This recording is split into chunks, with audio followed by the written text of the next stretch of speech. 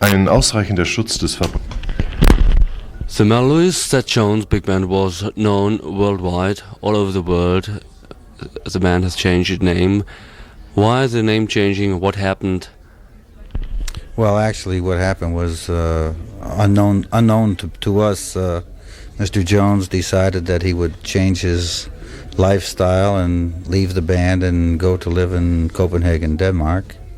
And we had heard he was going to do that, but he didn't inform us until he was ready to really go. So he went, and we had to do something. I mean, all of a sudden, I found myself with an orchestra that I said to myself, after 14 years, it must go on. And so that's what happened. So his name is dropped, and now it's Mel Lewis and the Jazz Orchestra. Will there be any musical changing in music ways? Well, as far as the music is concerned, I think we're improving. We're going in directions that we didn't go before. I'm going to continue playing the best of Thad Jones music, of course, but I've changed it to suit my personality and the personality of the wonderful young guys in the band.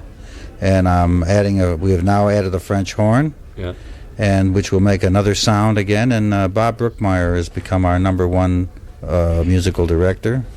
And through him, we're also going to have some other nice, fine people like Don Sebesky and David Baker, and writers from the band, within the band, Jim McNeely, the piano player. The personnel, most of the fellas stayed with me. Almost 90% stayed. Is it difficult to work with a big band today? Because I can imagine in former times it was easy. There was nothing else but bands. When we had no radio, when we had no tape and nothing like that, and people wanted to dance, surely a band had to play. Afterwards, electronics came, we had tapes, and the bands just came by wire, by tape. And are there possibilities to play live, not only in festival seasons, but anywhere else? Or how is it working with a big band? Actually, we work all we want to. We play college. We play colleges during the school season, from September until, or I should say, from October until May. We play school dates, mostly colleges, high schools, and throughout the United States. And then comes the summer, the warm weather. Then we play the festivals. So actually, we can play, and we do play almost the whole year. But with my band, we like to do it working, say, 7 months of solid work, and the rest of the time we work out of New York. So we sort of stay home, work at the Village Vanguard on Monday nights, and some occasional weekend work just to keep everybody together and happy. And then we go out for 6 weeks at a time, or 4 weeks, or 8 weeks, or whatever, and then come back to New York for 4 weeks, or 6 weeks, or 8 weeks. And we keep going that way the year round. So it's not so bad. And these days, now Mr. Mel Lewis is staying in Germany, staying in Munich. Could you explain the reason? What brought you to Germany? Why staying here? Well, the main reason I came here is I had an opportunity to play a couple of concerts as a guest artist at the in Saalfelden and in Austria, and in Linz in Austria. So with a week off in between, and I thought it'd be a very good time to take care of letting people know that we have a new recording out, a special, very special recording, and to improve upon the whole fact that what was before is now still going to be happening, and hopefully, and I think, better than ever. So everybody knows that the band will certainly, they can not worry that anything has stopped. It's going to be better than ever now. So I'm taking advantage of the time to promote the orchestra. Before we go over to the recording, a few questions to Saalfelden, for example. If you compare the listeners, audience in America and the audience here in Europe, in Austria, for example, is there any difference? There used to be. I would say at one point where the European audiences were way ahead of the American audiences. I am now happy to say that the American audiences are finally starting to realize what's been going on, and they're catching up to the European audiences. But for jazz, Europe has always been a savior for jazz. It's funny because all the great jazz musicians came from America and had to come to Europe to prove themselves. But now the young Americans are starting finally to wise up to what's good, and what is theirs, and of course the European audiences have grown bigger also. So, it's just great everywhere now. Does it mean that there is a lack of experience in America, that there is no use playing, or is it, I mean, it's hard to find young people who are going to play in a band who are good enough to play in such a worldwide known band, or is it easy to find young people, new people? It never was easy to find the kind of musician I need for this orchestra. We need a very well experienced man, and we've been very lucky to find. It's not easy. It is difficult, but we've been finding a very high grade of young musician in the United States and in Europe now. I look everywhere. I don't just say that it has to be from the U.S. We have a marvelous Finnish trumpet player right now is going to be working with us off and on. He's sort of our fifth trumpet player, and there are others that I know about. But there's a class of musician coming up in the United States now that has come out of these schools, out of the stage band movement. And when you have a continuous thing like that, naturally there's a lot of young musicians who go to school and learn, and they become proficient or good enough. Yeah. But there's always one or two who are really above the rest because of really excellent natural talent, and they come to me. And these are the ones we look for, and I have a bunch of them right now in the band, and through them I find others, because a world-class type of musician usually knows other world-class type of musicians, because you find that through ego and through being within yourself, you tend to look for others of your own talent or with equal talent to be your friends, because if you don't, it holds you down. So we've been very lucky that way. It seems like every good man in my band knows another good man. So if somebody leaves, we're able to find another good player. You've just been talking about the big band movement. Here in Germany, we don't have anything like that. For example, nobody ever had the idea to teach young people how to play in a big band. We have classical education, or we have education by friends, or wherever they train in night restaurants, in clubs, in pubs, and so on. But we have no school. Is there anything existing?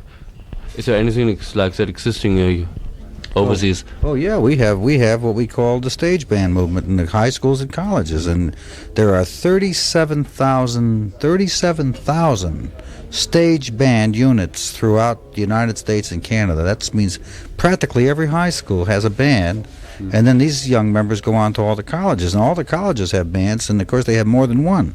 They'll have their number one, their number two, number three bands. It depends on the size of the school. Okay. But all the famous schools like Ohio State, Indiana, Illinois, Northwestern, Columbia University in New York, and Harvard, Yale, all of them, North Texas State.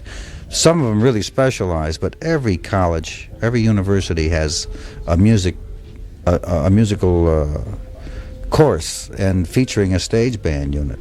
And I think there's a movement on to get that going over here in Europe, and I think they should, because it would really prepare musicians it would change the course of music. And I think it would change the course of not just a musician, but music. Because in general, the commercial field is loaded with many, many incompetent musicians, both from the States and in Europe. The rock movement has never really turned out what you'd call a great musician. Sure. I mean, they usually turn out a lot of dead ones, generally. A few sentences before, we've been talking about your recording, and now in my left hand I hold your new released record. It's simply called Mel Lewis, naturally, and I wonder if it already is published here in Germany. I'm not sure. It's being pressed in Germany, but it should be out in Germany, I guess, within the next month or two. It's just being released in the States now, and I think within 2 months it's going to be released in the States, in Europe, and in Germany. We've been talking about the manufacturing of this record and the recording of this record before, and you told me something quite interesting. You told me that I think you call it digital pressing or something. How do you call it? It's digital. Digital pressing. What does it mean? And this recording was made in a live fashion rather than in a regular studio. It was made in an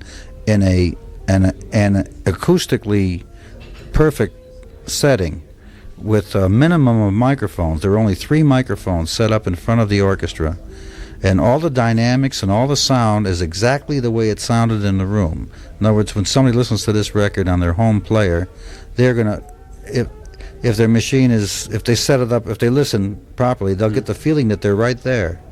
And the sound is totally, the dynamics and the total range and the total, there is nothing, is all the orchestras itself.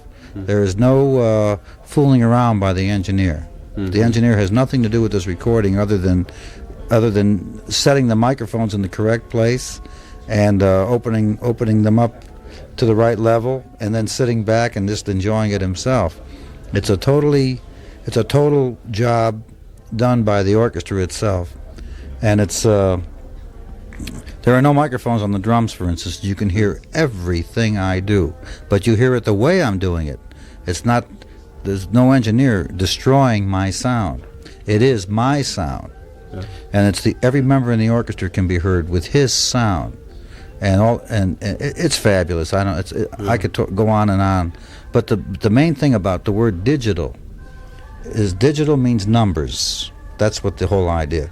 The sound goes from the instruments into the microphones through a very small console, which leads the sound into a computer. The computer turns the sound into numbers, digits, as we say. The digits go on the tape. So no sound goes on the tape. That means that no limiters, no equalizers, nothing is needed. The tape will take the strongest sound. It makes no difference. And it creates, then when it's played back, it goes from the tape back to the computer, which turns the sound, the numbers back into sound. So you get a almost absolutely perfect, no distortion sound. And it's exactly as it heard it itself, and that's what you get. Whose idea was it to find this way of how do you call it, of pressing records, of recording, and how did you get friend to this idea to record your record this way with digital? Well, this was created by this particular company, which is considered in America. It's considered the best digital company in America right now. The Japanese have tried it first, and they failed. They didn't do it right. Their computer somehow or other didn't work out correctly, and also they didn't know the secret of taking the music out of the studio. They were working with engineers who were still fooling with controls and doing it in the studio and having separation. But the idea, I think, came from direct-to-disc. But this is better than direct-to-disc because this is direct-to-tape. And it's a finished product as we record. There's no remixing. It's done, it's done. Direct-to-disc is a system where the quality of the recording is extremely natural and great. However, the artist will be very nervous and very uptight because he can't make any mistakes, because you have to do the whole side at one time. If there's 4 or 5 tunes on one side, you must do them all one after the other without stopping. So if you make a mistake, you have to start all over again. Well, with a big band, that can't be done because it's impossible to not make a mistake once in a while. But with this process, you can relax, because if you miss them, you do one track at a time, just like normal tape recording. But you get the high quality of the direct-to-disc. And so you're going to get better performances along with the better sound. The Japanese tried it first, I believe, and they didn't quite make it. The Germans, I think, are working on it, but I don't think they've quite hit it yet either. But this American system, a man in Salt Lake City, Utah, he came up with the ultimate machine at this point. And this company we're with are one of I think there's only about 2 people who are using this. They're connected with him, and he gives the orders. And they've been recording nothing but symphonies, and you cannot believe what a symphony sounds like in this process. I never heard anything like it. You swear you're in the symphony hall with the orchestra. So they wanted to they wanted to try jazz, and they heard about our band because they told me they wanted musical organization that would be on a par with a symphony. Not just a band, but a great band where there'd be fabulous sounds coming from the ensemble and all that. So they chose us, and they approached us, and it was perfect timing because I needed to create a new recording with the band under my name, and you couldn't miss. So this is a combination of the way the band sounds now under my direction, the men that we have now, and they're all still with me, and this new process. So whoever buys this record is in for something really special. That means completely new listening experience. I can imagine there are a few songs, a few tracks that you prefer. Which one would you choose if you had the chance to choose just one after this interview? If I just had a chance to choose one? Just one track, yeah. Just for this ending of this interview. Well, it depends on how much time you have. If you have time for a long one... A medium. I would... Well, there's one track on here that's quite long, and it's called My Centennial, and I would choose it because it has a drum solo on it. But not because of me playing the drum solo, because people will hear me play drum solos. It's because of the sound of the drums is so different from anything they've ever heard before. And this process is fantastic. There's no microphones on the drums, and they would be shocked. But if it's too long, then I would say 61st and Richard, which is the first track on the second side, because it shows up the marvelous dynamics of the orchestra. You really get to hear we have woodwinds in the big ensemble, and the dynamics of the orchestra are fantastic on this. Our final question should be, we have Mel Lewis on tape, we have it on record, but what you miss, what you never can see on the record, is how people move on stage, how they work, how they sweat, and all these things. Means, when are we going to see you again in Europe, in Germany especially? You will see us, hopefully, this coming in 1980, in either the middle spring, or certainly by the middle of summer. I'm sure that we'll be here sometime between May and August. Does that mean you're going to tour? Oh yeah, we're going to be over here this summer and spring. It all depends on something that is in the works. Otherwise, I would say sometime between May and August we will definitely be in Munich, that's for sure. I can imagine a lot of people are already looking forward for that, and I thank you in the meantime. Thank you.